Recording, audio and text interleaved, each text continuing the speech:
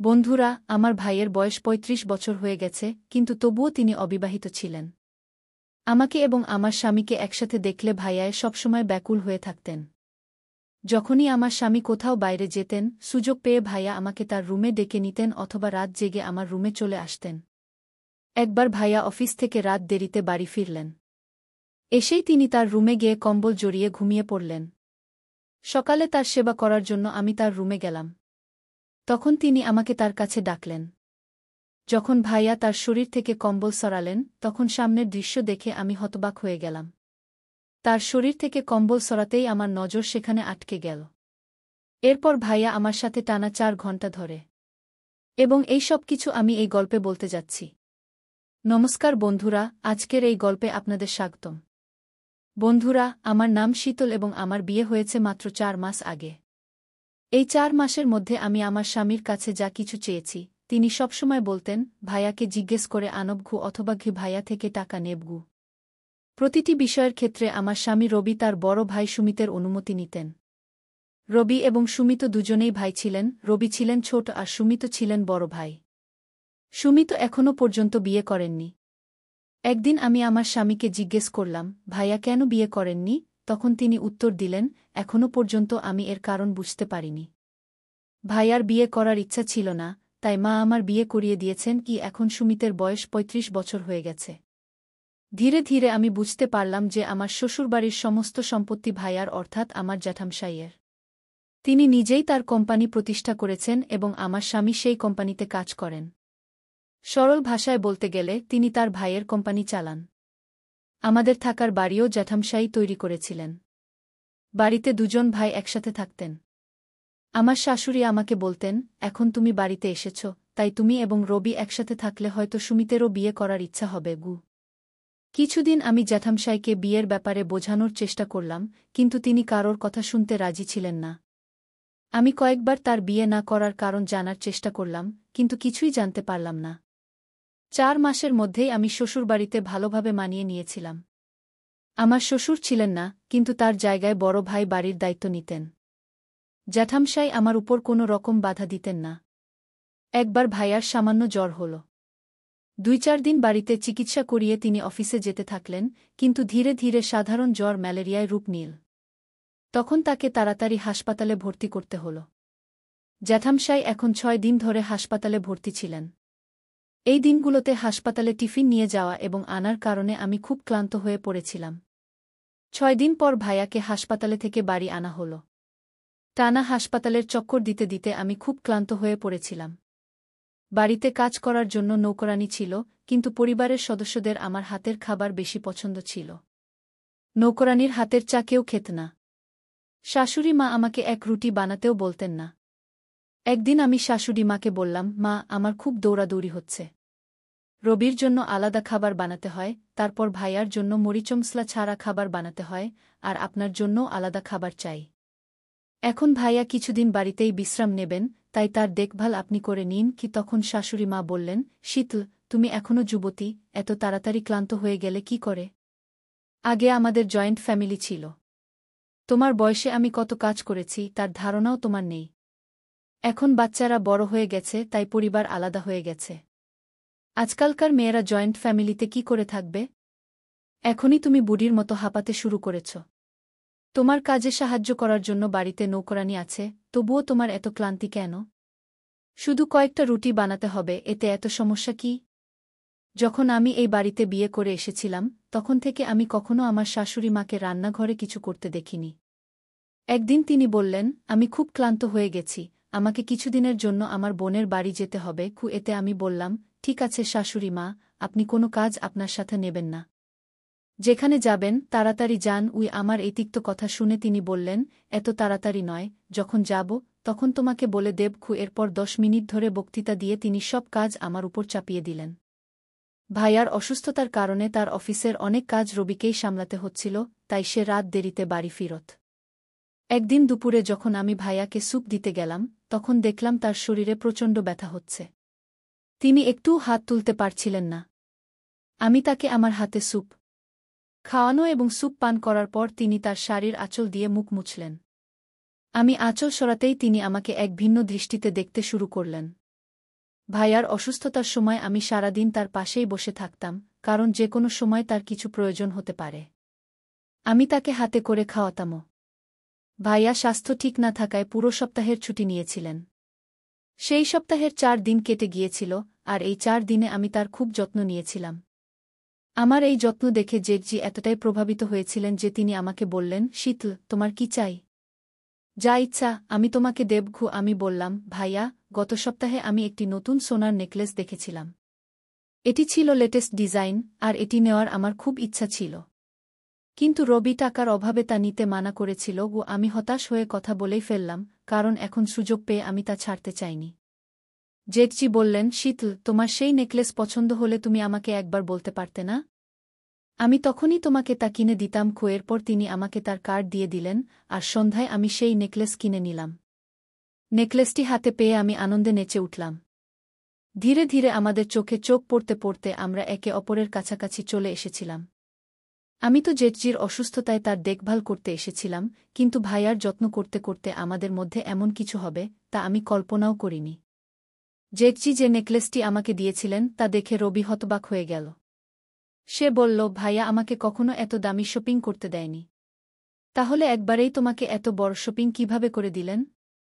আমি এটা বিশ্বাস করতে পারছি না ভাইয়া তার ছোট ভাইকে আজ পর্যন্ত এত শপিং কখনো করাননি।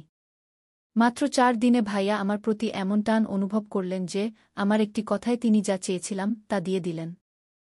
যাই হোক, ভাইয়া অসুস্থ ছিলেন, তাই অফিসে যেতে পারছিলেন না। সেই সময় কোম্পানির একটি গুরুত্বপূর্ণ মিটিং ছিল যা অন্য শহরে হওয়ার কথা ছিল। ভাইয়ার অসুস্থতার কারণে তিনি নিজে যেতে পারেননি, তাই তিনি তার জায়গায় রবিকে পাঠিয়ে দিলেন। পরের 5 দিন রবিকে বাইরের শহরে থাকতে হবে। সেই দিন সকালে রবি শহরের উদ্দেশ্যে রওনা হওয়ার পর আমি গোসল করতে গেলাম। গোসল করে বেরিয়ে আমি ভেজা চুলে তোয়ালে জড়িয়ে রেখেছিলাম। তোয়ালে সরিয়ে চুল শুকানো শুরু করতেই ভাইয়ার ডাক শুনতে পেলাম। তিনি আমার নাম ধরে ডাকছিলেন। ভাইয়ার জোরালো আওয়াজ শুনে আমি বুঝে গেলাম তিনি কতক্ষণ ধরে আমাকে ডাকছিলেন। কিন্তু শাশুড়ি মা বাড়িতেই ছিলেন, তাই তিনি তার ছেলের ডাক অগ্রাহ্য করে দিলেন।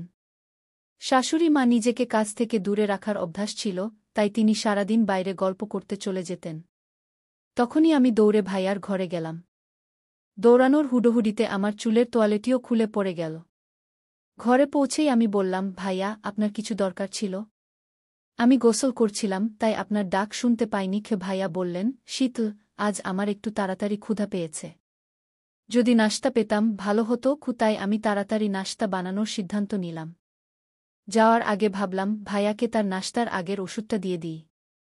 তার ওষুধের বাক্সটি তার বিছানার পাশে রাখা ছিল, কিন্তু তা বেশ নিচে ছিল। আমি তা নিতে নিচে ঝুঁকলেই আমার পিঠে ভাইয়ার হাতের স্পর্শ পেলাম। আমি তৎক্ষণাৎ সোজা হয়ে দাঁড়িয়ে তার দিকে তাকালাম। কিছু বলতে যাচ্ছিলাম, এমন সময় ভাইয়া বললেন, শীতল, তোমার পিঠে তোমার ভেজা চুলের পানি পড়ছিল। ভেজা চুলে তুমি আরও বেশি সুন্দর লাগছ। ও সকাল সকাল ভাইয়া আমার সৌন্দর্যের প্রশংসা করতে লাগলেন। তার কথায় হাসতে হাসতে আমি তাড়াতাড়ি নাশতা বানাতে চলে গেলাম। নাশতায় আমি তার পছন্দের জিনিস বানালাম। ভাইয়া সবসময় আমার নাশতার প্রশংসা করতেন, কিন্তু আজ তিনি একটু বেশিই প্রশংসা করছিলেন। ভাইয়ার অসুস্থতার কারণে আমি তাকে হাতে করে খাওয়াতাম। সেই রাতে যখন আমি তাকে রুটি খাওয়াচ্ছিলাম, তিনি আমার আঙুল কামড়ে দিলেন। এতদিনে এটাই প্রথম ঘটল। আমি বুঝতে পারিনি তিনি ইচ্ছা করে এমন করেছিলেন না ভুলে একটু জোরে কামড়ে দিয়েছিলেন যাতে আমার ব্যথা লাগল। ভাইয়া আমার হাতটি 2 হাতে শক্ত করে ধরে ফেললেন।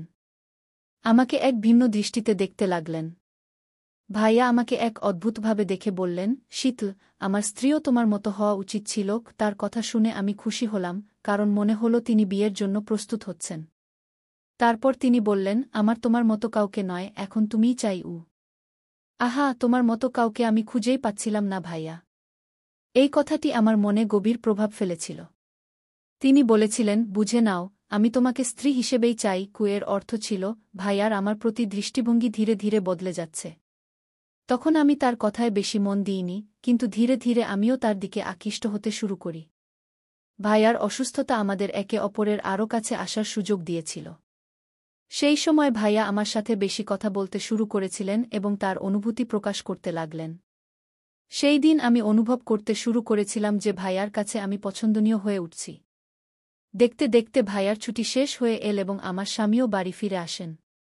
রবি বাড়ি আসার পর রাতে তিনি আমাকে বললেন, ভাইয়া তোমাকে নেকলেস দিয়েছেন এবং শপিং করার জন্য তার কার্ডও দিয়েছেন। তিনি তোমার এত যত্ন নেন, তাহলে তুমি তার কাছ থেকে আমার জন্য 1 লাখ চেয়ে নাও।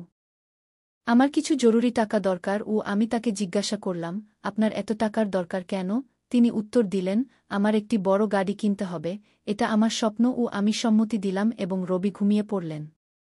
তারপর আমি আমার ঘর থেকে বেরিয়ে এলাম, কারণ ভাইয়াকে হলুদ মিশ্রিত দুধ দিতে ভুলে গিয়েছিলাম। গত কয়েকদিন ধরে ভাইয়া ক্যালসিয়ামের অভাবে হলুদ মিশ্রিত দুধ পান করছিলেন, তাই আমি প্রতিদিন রাতে তাকে দুধ দিতাম। সেই রাতেও আমি তার ঘরে দুধ নিয়ে গেলাম। দুধের গ্লাসটি তার ঘরে রেখে আমি বেরোনোর ঠিক আগে ভাইয়া আমার হাত ধরে ফেললেন। তিনি বললেন, শীতল, এত তাড়াতাড়ি যাচ্ছ কেন? বসো, তোমার সাথে কথা বলতে ভালো লাগে কি? ভাইয়া আমার ছোটখাটো বিষয়গুলোর দিকে নজর দিচ্ছিলেন। তিনি বললেন, এই নাইটি তোমার উপর খুব সুন্দর দেখাচ্ছে। তুমি সাধারণতই খুব সুন্দর দেখোন। আমার স্বামীও এত প্রশংসা কখনো করেননি। আমি অনুভব করতে শুরু করলাম যে ভাইয়ার আমার প্রতি অনুভূতি বদলে যাচ্ছে। সাহস করলাম এবং বললাম, ভাইয়া, আমার কিছু দরকার ছিল।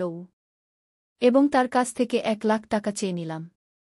যদি আমি রবির নামে টাকা চাইতাম, তাহলে তিনি কারণ জিজ্ঞাসা করতেন এবং সম্ভবত টাকাও দিতেন না।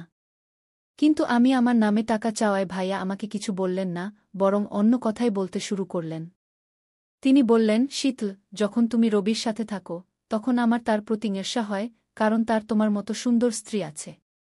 কখনো কখনো আমি ভাবি, তুমি আমার সাথে কেন নেই?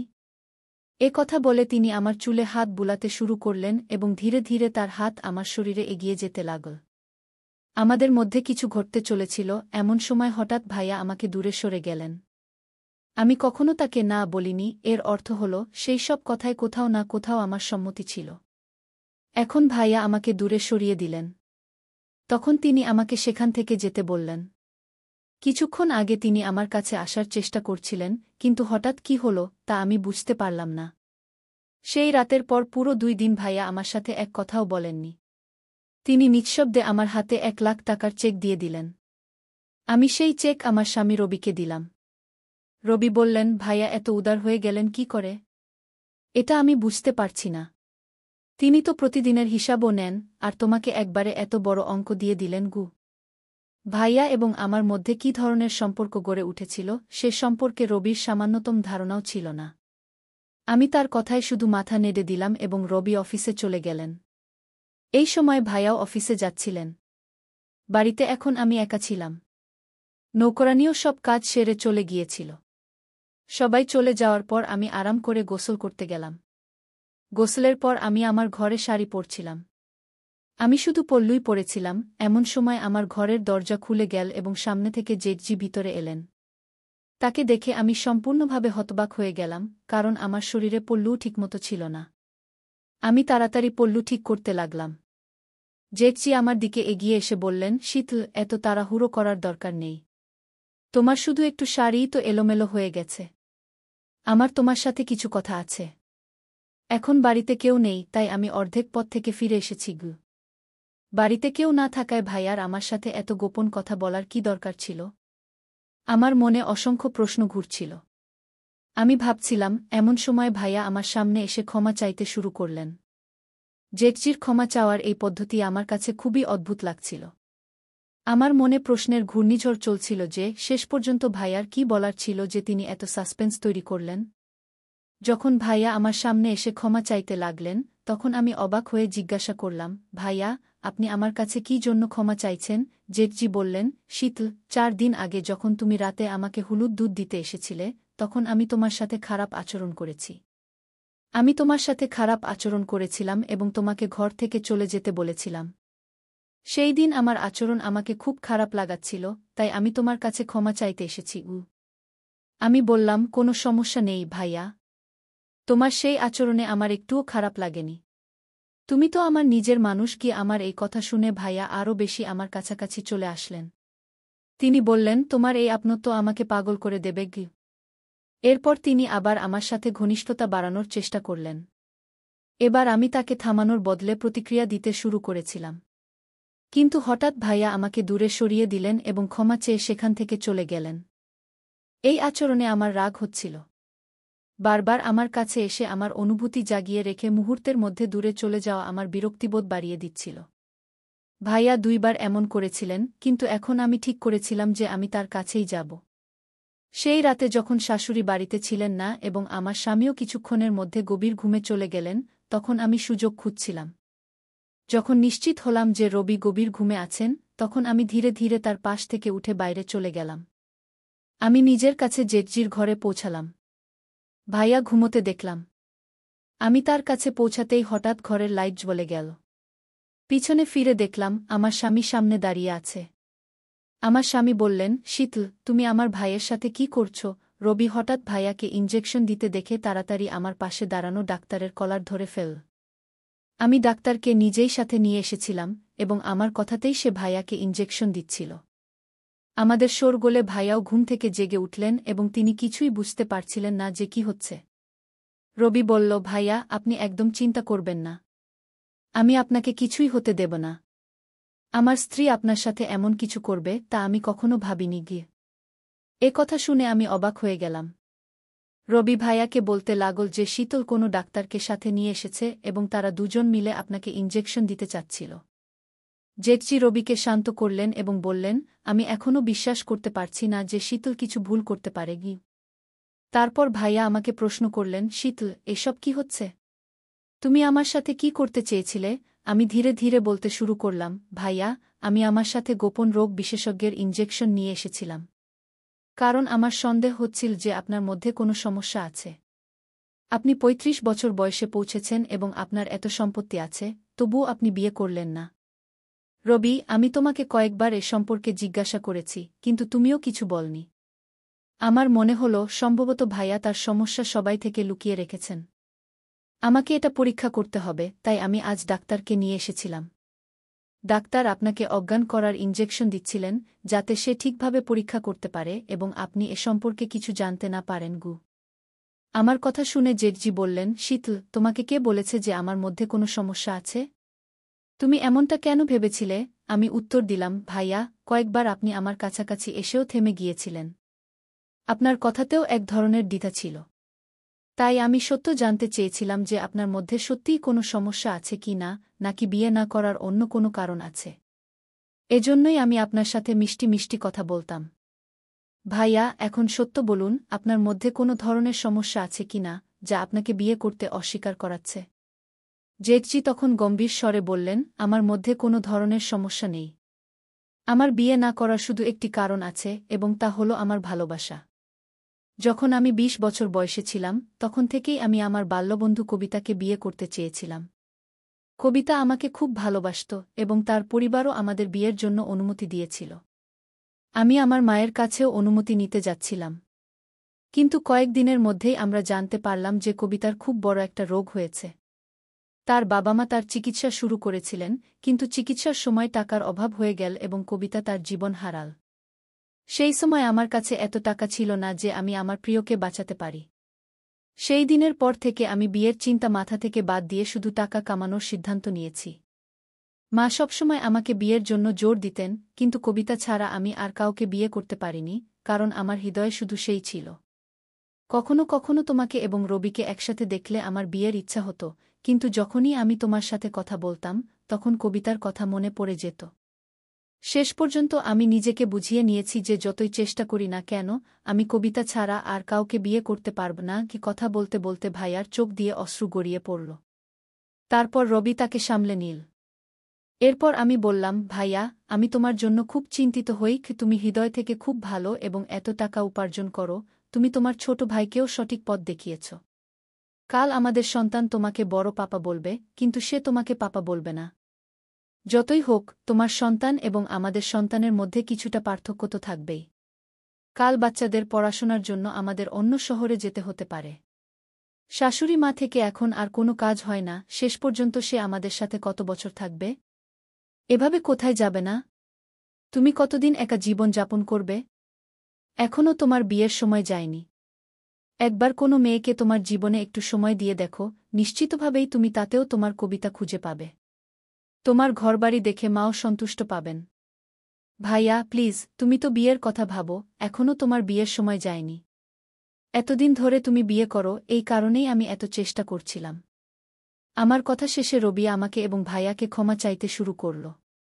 সে বলল, শীতল, আমাকে ক্ষমা করে দাও, আমি তোমাকে ভুল বুঝেছিলাম। আমার বড় ভাই যে আমাকে টাকার হিসাব নিত, সে তোমাকে এক কথায় সব কিছুর জন্য কিভাবে দিচ্ছিল, এটা আমি বুঝতে পারছিলাম না। ভাইয়া তোমাকে 2 লাখ টাকার চেকও দিয়ে দিয়েছে, এটা আমি বুঝতে পারিনি কারণ আমার গাড়ি কেনার প্রয়োজন ছিল না। আমি শুধু তোমার পরীক্ষা নিচ্ছিলাম যে ভাইয়া তোমাকে এত বড় অঙ্ক দেয় কিনা। যখন তোমার হাতে এই 2 লাখ টাকার চেক রাখা হলো, তখন আমি বুঝতে পারলাম যে তোমার এবং ভাইয়ার মধ্যে কোনো ভুল সম্পর্ক নেই। আমাকে ক্ষমা করে দাও যে আমি তোমাদের দুজনকে সন্দেহ করেছিলাম। ঘরে আরেকটি অবিবাহিত ভাই থাকলে এমন ভুল বোঝাবুঝি তো হবেই। আমি এবং ভাইয়া রবিকে ক্ষমা করে দিলাম। পরের দিন আমি ভাইয়ার বিয়ের জন্য একটি নয়, বরং 20টি প্রস্তাব নিয়ে এলাম। তার মধ্যে একটি মেয়েকে ভাইয়া পছন্দ করলেন, কিন্তু তিনি শর্ত দিলেন যে তিনি 2 মাস ধরে সেই মেয়েকে জানতে চান এবং তখনই বিয়ের সিদ্ধান্ত নেবেন। আমরা অবশ্য তার শর্ত মেনে নিলাম। 2 মাস পর তিনি বিয়ের জন্য সম্মতি দিলেন। তার ঘরবাড়ি দেখে সবচেয়ে বেশি খুশি হয়েছিলেন আমার শাশুড়িমা। শেষ পর্যন্ত লাখ চেষ্টার পর আমি সাফল্য পেলাম এবং ভাইয়ার হাতে তার বার্ধক্যের সমর্থন তুলে দিলাম। তাহলে বন্ধুরা, প্রতিটি পরিবারে যদি শীতলের মতো বোন থাকে, তবে প্রতিটি ঘর সবসময় হাসি খুশি এবং সুখে ভরে থাকবে। তাই বন্ধুরা, তোমরা এই গল্পটি কেমন লাগলো কমেন্ট করে অবশ্যই জানাও। যদি তোমরা এই গল্পটি পছন্দ করো, তবে এটি লাইক করো এবং তোমাদের বন্ধুদের সাথে শেয়ার করো। আরও এমন রোমাঞ্চকর গল্পের জন্য আমাদের চ্যানেল সাবস্ক্রাইব করো এবং বেল আইকন টিপতে ভুলো না, যাতে তোমরা আমাদের কোনো গল্প মিস না করো। ধন্যবাদ।